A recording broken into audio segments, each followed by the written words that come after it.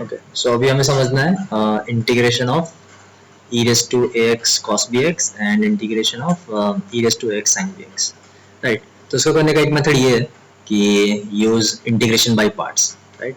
But हम without using integration by parts कर रहे हैं, ठीक है, क्योंकि अगर हम इंटीग्रेशन बाय पार्ट अगर सॉल्व करने वाले हैं देन उसमें दो स्टेप आते हैं, राइट।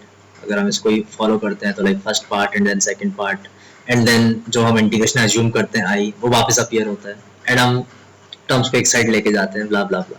तो इस तरह करके इंटीग्रेशन आ जाता है। तो हम थोड़ा फास्ट मेथड यूज कर रहे हैं एंड ऐसा मेथड यूज कर रहे हैं कि अगर इन केस हम फॉर्मूला भूल भी जाएं तो हम फटाफट फॉर्मूला डिराइव कर सकते हैं इन द केस, या फटाफट चेक कर सकते हैं कि हमारा फॉर्मूला करेक्ट है कि रॉन्ग है, राइट। तो हमारे लिए जो प्रीरिक्विजिट है वो है यूलर्स फॉर्मूला।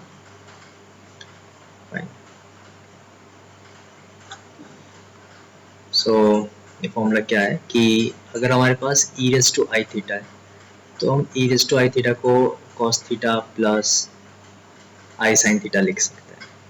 इनकेस अगर तुमने अभी तक ये नहीं पढ़ा है तो डेफिनेटली तुम पढ़ने वाले हो, क्योंकि इवन स्टेट बोर्ड भी 11th और 12th में जो भी इसको कवर करते हैं। तो इन द केस अगर आप JEE या IEEE किसी की प्रिपरेशन कर रहे हो तो ये फॉर्मूला तो बहुत बेसिक है जो आपको आना ही चाहिए कॉम्प्लेक्स नंबर्स के लिए, बाय द टाइम सीख लो।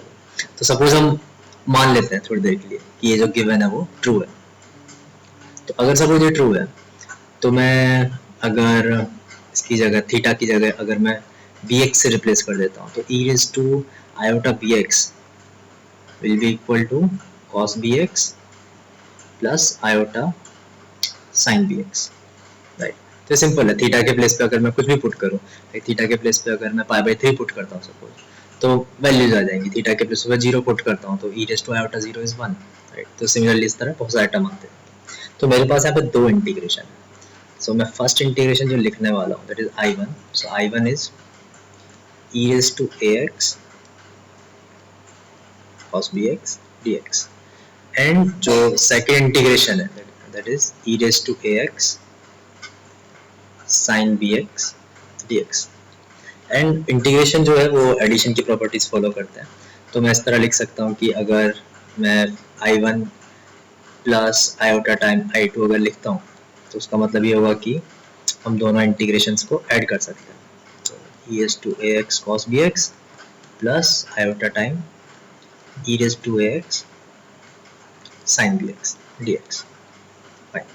सो अब अगर हम e रेज़ टू x अगर कॉमन ले दोनों में, ठीक है, तो ये किस फॉर्म में कन्वर्ट हो जाएगा, e raise to ax cos bx plus iota sin bx into dx।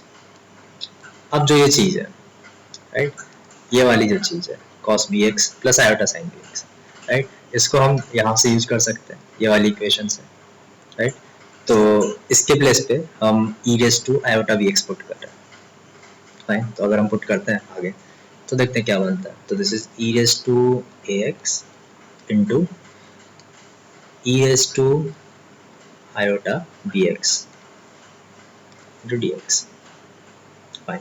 सो जो हमारे पास I1 प्लस आयोटा I2 है उसकी जो वैल्यू है like e raise to a plus iota b 2x dx। तो अभी तक हमने इंटीग्रेशन नहीं किया, तो जो इंटीग्रेशन वाला पार्ट है this part, now this part is very easy, right. Previously अगर हम बाई पार्ट जाते थे, अगर हम ये फॉलो करके यहाँ पे अगर जाना चाहते हैं तो बहुत इजी है, पर अगर हम बाई पार्ट्स अगर फॉलो करते हैं by parts then little longer. तो अगर हम इसका इंटीग्रेशन करें तो इंटीग्रेशन बहुत आसान है, e raise to a plus iota B X upon a plus iota B and integration constant c। तो इंटीग्रेशन डन है, राइट। तो अभी तक हमने इंटीग्रेशन तो फटाफट कर लिया है, तो इंटीग्रेशन वाला पार्ट बड़े आसानी से हो गया। अब हमें क्या करना है, अभी हमें इस चीज़ को real part and imaginary part separate करना है। ये जो चीज़ है ये एक कॉम्प्लेक्स नंबर है, right, e raise to a plus iota b into X and divide by a plus iota b। तो हमें इसको सॉल्व करने के लिए ये वाली जो इक्वेशन है इसकी हेल्प लेनी है फिर से, राइट। हम फिर से e raise to iota bx को cos B X and sine B X में स्प्लिट कर देंगे एंड डिनोमिनेटर को रैशनलाइज कर देंगे, राइट, रियल बनाने के लिए, तो उसके कॉन्जुगेट से मल्टीप्लाई कर देंगे. सो नेक्स्ट स्टेप में हम क्या करने वाले हैं, multiply and divide denominator by a minus iota b, a minus iota fine. या फिर हम ऐसे भी बोल सकते हैं कि न्यूमरेटर और डिनोमिनेटर दोनों को हम a माइनस आयोटा b से मल्टीप्लाई कर रहे हैं. तो जो नेक्स्ट स्टेप है उसमें अगर हम जाते हैं, so i1 plus iota i2 is equal to, ऊपर वाले पार्ट को हम दो पार्ट में स्प्लिट कर रहे हैं, right, divide by a plus iota b and हम जिस चीज से मल्टीप्लाई कर रहे हैं वो है a minus iota b and यहाँ पे भी a माइनस आयोटा b. ठीक है, आगे सॉल्व करते हैं इस चीज को. तो this is what e raise to ax. तो इंटीग्रेशन ऑलरेडी हो चुका है, अब सिर्फ हम imaginary part and real part को स्प्लिट कर रहे हैं, divided by a square plus b square. Fine. तो ये सबको मालूम है कि आयोटा स्क्वायर इज -1.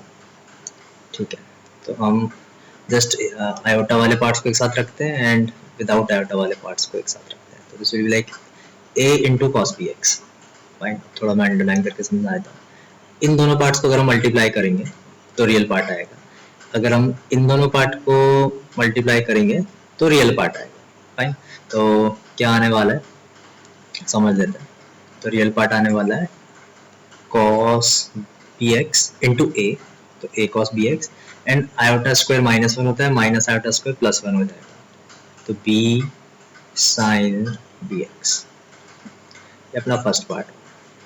सेकंड, अगला पार्ट मैं लिख रहा हूँ आयोटा के साथ वाला. तो आयोटा के साथ कौन सा पार्ट आने वाला है, अगर मैं इस पार्ट को इससे मल्टीप्लाई करूंगा तो नेगेटिव आयोटा आ जाएगा, अगर मैं इस पार्ट को इससे मल्टीप्लाई करूंगा तो पॉजिटिव आयोटा वाला पार्ट आ जाएगा. This will be like a sin bx minus b cos bx.